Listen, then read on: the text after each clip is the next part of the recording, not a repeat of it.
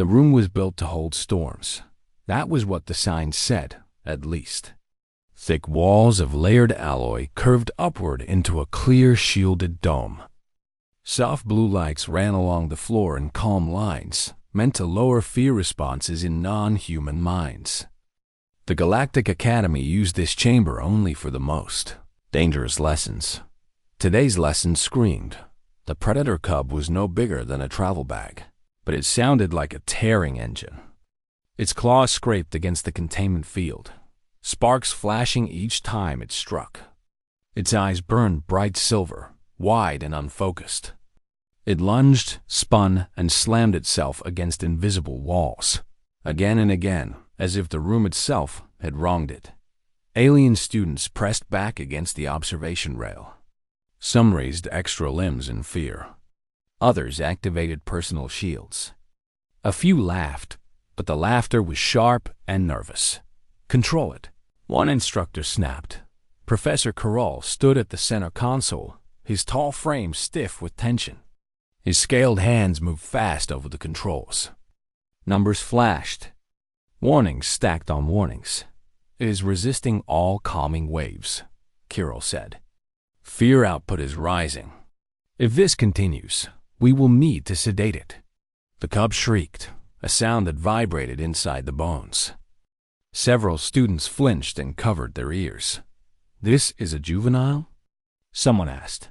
"Yes," Carroll replied. "A cub, if fully grown. This species can tear through starship hulls." A ripple of fear moved through the room. At the back of the group stood a human. Kim.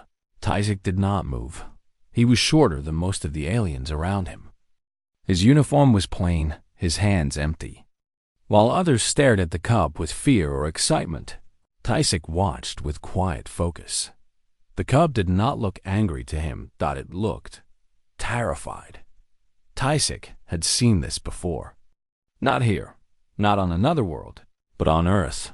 He remembered rescue animals trapped after floods, cornered dogs, wild cats caught in cages. They fought because they did not understand. They screamed because everything was too bright, too loud, too open. The cub slammed again into the field and fell back, breathing hard. A group of alien cadets pointed toward it. "Look at it," one said. "A born killer." "A mindless beast," said another. Tysik's jaw tightened, but he stayed silent. Professor Carroll raised his voice. "Attention. We will begin neural suppression in 10 cycles." The cub froze at the sound of the rising hum. Its ears flattened. Its claws dug into the floor. The fear signal spiked so high that warning lights turned red. "Professor," a calm voice said. Kyrell turned. "Yes, human cadet Kim?" All eyes shifted. Tyzik stepped forward. "It is not fighting," he said simply. "It is scared."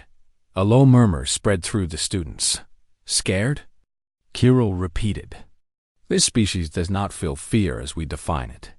Tyzik nodded once. "It does. Just not the way you expect." Kyrell's frill lifted slightly, a sign of irritation. "And you know this because?" "Because I grew up around animals that could kill me," Tyzik said. "And because fear looks the same everywhere." Another instructor laughed. "Human arrogance." Tyzik did not react. "You are making it worse," he continued. "The lights, the open space, the noise." Carroll glanced at the cub, then back at the readings. "The data showed chaos, not answers. You suggest what, exactly?" Carroll asked. Tyzik took a breath. "Let me try something simple." Silence followed. "Simple?" An alien cadet echoed. "Against that?" Carroll studied the human for a long moment. Finally, he gave a sharp gesture. "You have 1 minute. If fear output rises further, we end this."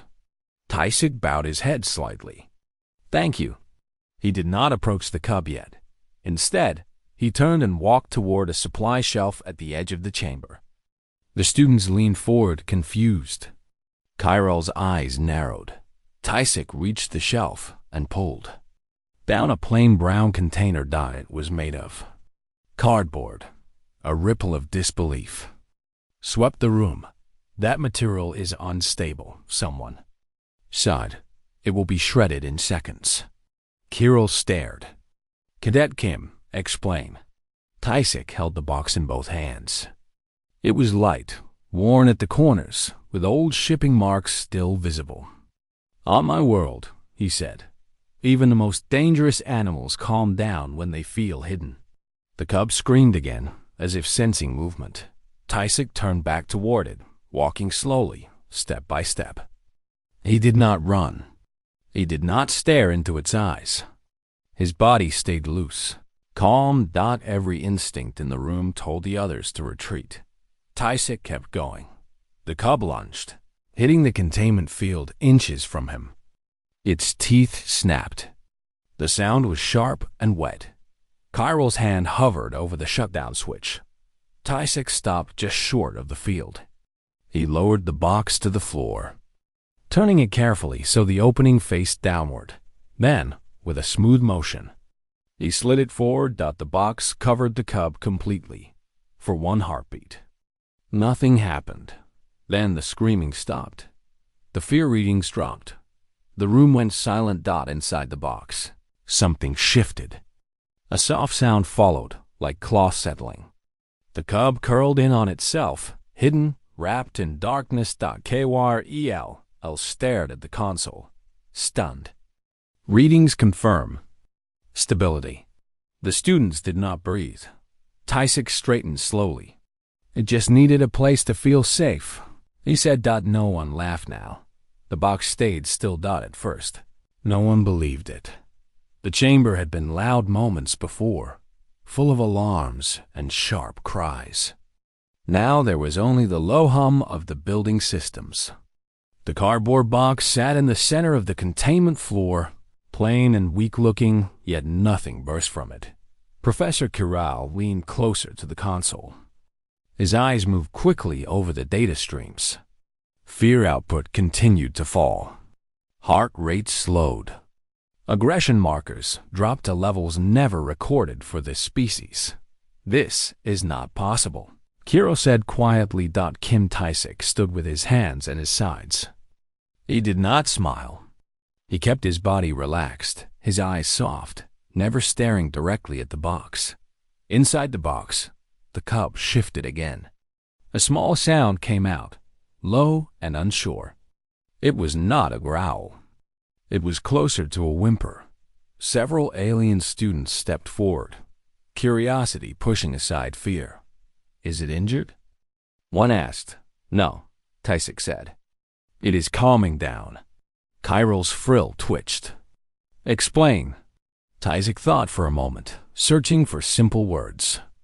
It was alone, surrounded by strange smells, bright light, open space. No walls, no cover. On my world, young predators hide when they are afraid. Darkness feels safe. A thin, insect-like cadet tilted its head. You are saying this creature prefers weakness? Tysick shook his head. It prefers safety. The cub let out a soft breath from under the box. The sound was slow, steady. Kirill stared at the readings again. Reduce chamber lighting by 20%, he ordered. The lights dimmed. The cub's stress levels dropped further.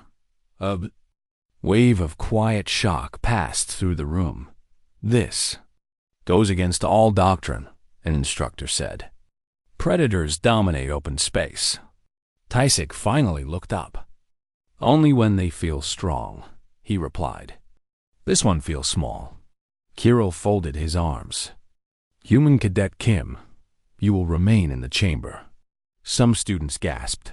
If the cub reacts, another instructor began. I will accept responsibility, Kirill said. I want to observe. Tysick nodded once. He took a slow step closer to the box, then another. He stopped when he was close enough to kneel. He lowered himself carefully, keeping his movement smooth. He sat on the floor, a short distance from the box. He waited. Time passed. The cub did not attack. Instead, The box shifted slightly. A corner lifted, then dropped. Something pressed against the inside, testing the space. Tysick spoke softly, not to the cub's ears, but to the room. On Earth, we use boxes for animals to panic. Vets do it. Rescuers do it. Even children know it. Children? A student repeated. Yes, Tysick said. Because fear is simple. The cub made a small sound again. Curious now. The box tilted, then rolled a little to one side. Kirill leaned forward. It is exploring. It is checking if the danger is gone, Tysick said. Slowly, Tysick reached out and placed one hand flat on the floor. He did not touch the box. He stayed still. The box shifted closer to his hand. Several students recoiled. Do not provoke it. Someone hissed. I am not, Tysick said. I am letting it decide. A small paw slipped out from under the box. It touched the floor, then pulled back. The cub was trembling. Tysick kept his voice low. It does not know where it is. It does not know you, but it knows it is alive. Kirill's voice softened despite himself. This species destroyed 3 research stations. Yes, Tysick replied. And this one is a baby. The box lifted just enough for one glowing eye to peek out. It blinked, adjusting to the dim light. The eye locked on Tysick. No attack came.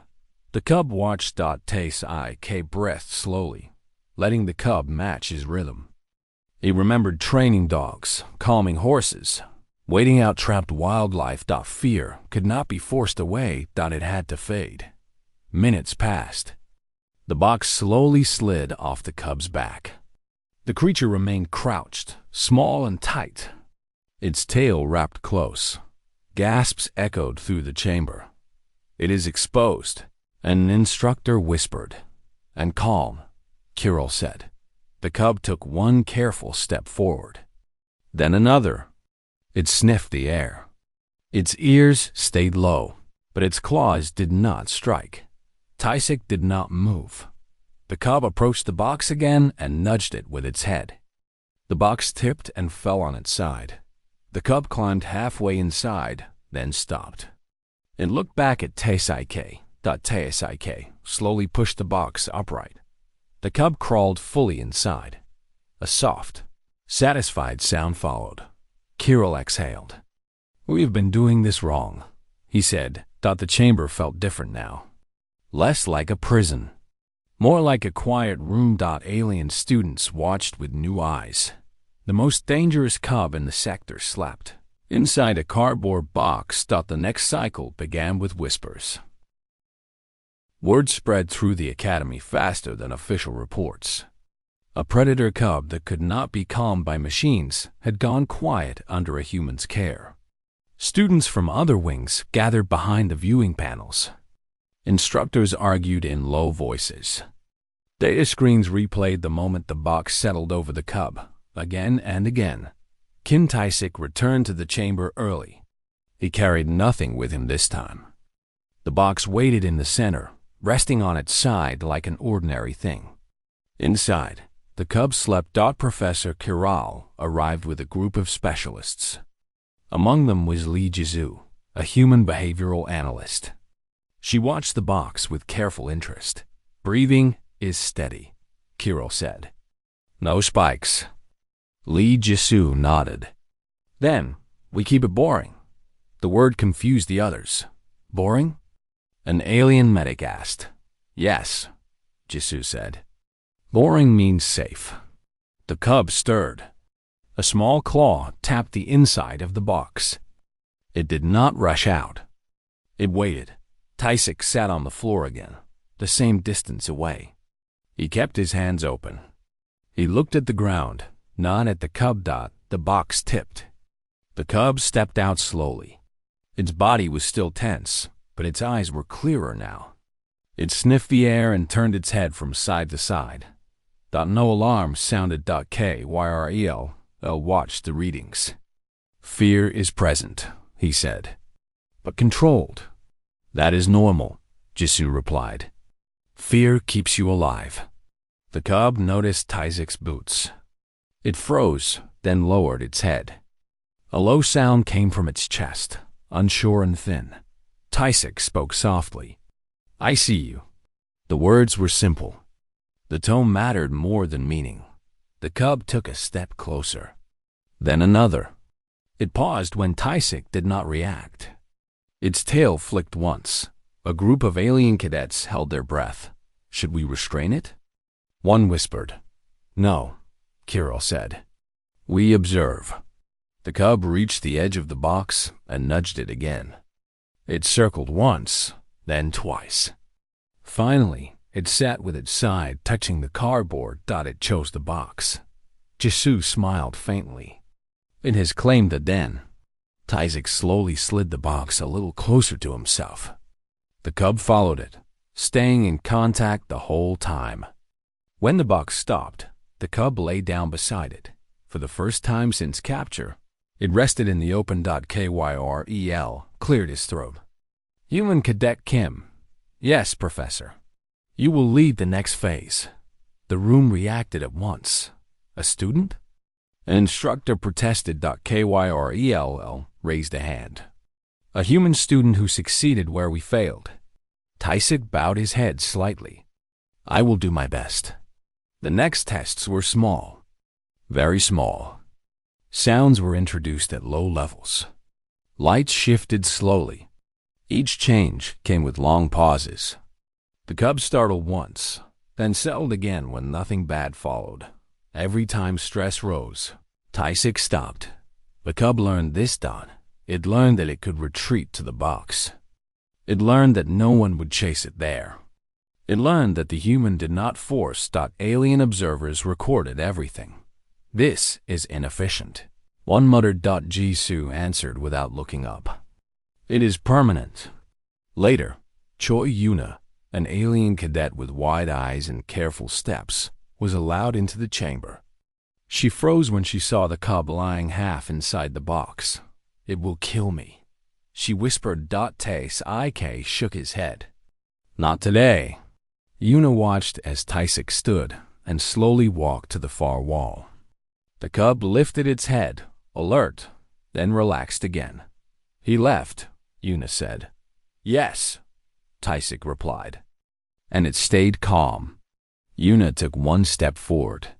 The cub watched her closely. She stopped. Nothing happened. A long breath left her body. "It is choosing," she said. "Yes," Tysek said. "That is the point." By the end of the cycle, the cub followed the box when it was moved. It pushed it with its head. It dragged it closer when it slept. Kirill reviewed the final data. "Aggression response reduced by 80%, he said. "No suppression. No force." Silence followed. Then Kirill spoke again. "Prepare a sector-wide notice." The instructors looked at him. "Predator handling protocols will be reviewed," he said. "Human methods included." Tysek felt a quiet weight settle on him. Not pride. Responsibility. The cub yawned and crawled fully into the box. In the watching room, a new truth spread. The galaxy's most feared predator had chosen a human lesson, and it was listening. The change did not stay inside the chamber. By the next cycle, officials arrived from other sectors. Their uniforms carried marks of command. Their faces showed doubt. They stood behind the glass and watched the cub sleep inside the cardboard box. "This is the subject?" one asked. "Yes," Professor Kirill said. The official leaned closer. "That is containment?" Tysek stood beside the wall, quiet. He felt the weight of many eyes on him. He kept his breathing slow. The cub stirred when voices grew louder. Its ears twitched. It pressed deeper into the box. "Lower your voices," Tysek said. The officials paused. Kyrel nodded. "Do as he says." The room softened again. Lee Jisoo stepped forward and spoke in clear, calm words. "Fear does not disappear because you command it. It disappears when danger does." One official crossed his arms. This species wiped out an outpost. Yes, Jisoo said. Adults did. The cub's tail slid out from the box and tapped the floor once. Tysick moved slowly and placed the box upright. The cub stayed inside. It trusted the shape. It trusted the space.kyrel watch the data feed. It recognizes the object as safe. More than that, Jisoo replied. It recognizes the human as safe. The official turned sharply. Impossible. Tysick finally looked at him. It does not know what a human is, he said. It only knows what I do. The cub peeked out again. It looked at Tysick, then at the others. Its body stayed low, but it did not retreat. One official shifted his weight. What happens when it grows? Silence followed. Tysick answered honestly. Then we teach it more. The officials exchanged looks. Tests continued. New objects were added. Soft bedding. Simple toys made of tough fiber. The cub sniffed them all, then dragged one into the box. It claimed them. Alien cadets took notes. Some copied the movements Tysick used. Slow steps. Turn shoulders. Open hands. Choi Yuna tried sitting on the floor for the first time. Her body shook, but she stayed still. The cub watched her for a long moment, then returned to its box. Yuna laughed softly. It ignored me. Tysick smiled. That means you did nothing wrong. Later, alarms sounded in another wing. A predator specimen reacted badly to a transport error. Panic spread through the halls. An official turned to Kirill. Containment teams are failing. Kirill looked at Tysick. Tysick stood. Show me. They moved quickly through the corridors. The sounds grew louder. Screams. Impacts. The air smelled sharp with fear. Inside the holding room, another juvenile predator slammed against its restraints. Not the same species, but similar size. Similar fear. Teams shouted orders. Stop, Tysick said. They froze. He scanned the room. His eyes landed on a stack of shipping supplies. Boxes. Ring one, he said. An officer hesitated, then obeyed. Tysick approached slowly, speaking softly. He did not rush. He placed the box over the shaking creature. The room fell quiet. Fear. Readings dropped. The officials stared. Kirill whispered. It works again. Word spread fast after that. Human methods were no longer a strange idea. They were requested. Then required. Back in the chamber. The first cub waited. It had pulled the box closer to the wall. When Tysick returned, it stepped out and approached in. It stopped just short of contact. Tysick knelt. He did not reach out. The cub leaned forward and pressed its head lightly against his knee. Gasps filled the room. Kirill's voice shook. It is bonding. No, Jisoo said softly. It is trusting. The cub returned to the box and curled inside, calm and safe. The officials stood in silence. One finally spoke. Prepare a full revision. Kirill nodded. Effective immediately. Tysick felt tired, but steady. He looked at the box, plain, weak, perfect. Sometimes. The strongest thing was the simplest. The cub slept, and the galaxy began to change. The final review. Chamber was full. Representatives from many worlds filled the seats behind the glass. Some were soldiers. Some were scientists. Some were leaders who had ordered exterminations in the past. All of them watched the same simple scene. A predator cub slept inside a cardboard box. Kim Tysick stood near the wall, hands relaxed, eyes calm. The cub had grown since its arrival. Its claws were longer, its body heavier. Still, it chose the box.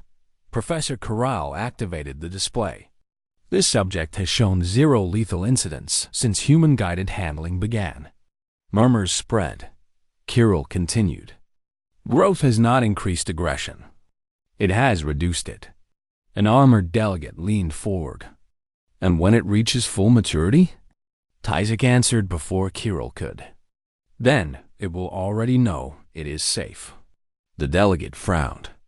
Safety is not control. No, Tyzik said. It is better. The cub woke and stretched. It stepped out of the box and yawned, showing sharp teeth. Several delegates T-E-N-S-E-D.T did not move. The cub looked around, then pushed the box closer to him with its head. It sat beside it. Fear readings stayed low. Lee Jisu spoke. Humans learned long ago that strength without trust creates endless war. With animals. With each other. The delegates listened. We survive, she continued, because we learn when not to fight. A long silence followed. Kirill finally spoke. The Academy recommends immediate adoption of human-based predator protocols. Lights flashed as votes were cast. Approval spread across the board. A new directive appeared on the central screen. Non-lethal. Containment prioritized. Environmental comfort required. Human consultation mandatory. The room exhaled as one. Later, the cub was moved to a larger habitat. Real soil, low light, quiet corners. In the center sat the same cardboard box, reinforced now, but unchanged in shape. Tyzik walked with it. The cub followed, stopping only when the box stopped. It circled once, then lay down inside. Choi Yuna watched with wide eyes. It carries its home, she said. Yes, Tyzik replied. So it is never lost. Before leaving, Tyzik knelt one last time. The cub stepped forward and rested its head against his leg. No alarms sounded. No fear rose. When Tyzik stood and walked away, the cub did not chase him. It returned to the box and slept. Weeks later, reports spread across the galaxy. Predator incidents dropped. Captures became rescues. Extinction orders were paused, then canceled. Humans were asked to teach, not because they were the strongest, but because they understood fear. At the Academy, a plaque was placed outside the chamber. It showed a simple drawing of a box. Below, it were words translated into every known language. When facing the deadliest creature, first ask what would make it feel safe. Kim Tyzik passed the plaque without stopping. To him, it was simple. You did not calm a monster by proving you were stronger. You calmed it by showing it was not alone.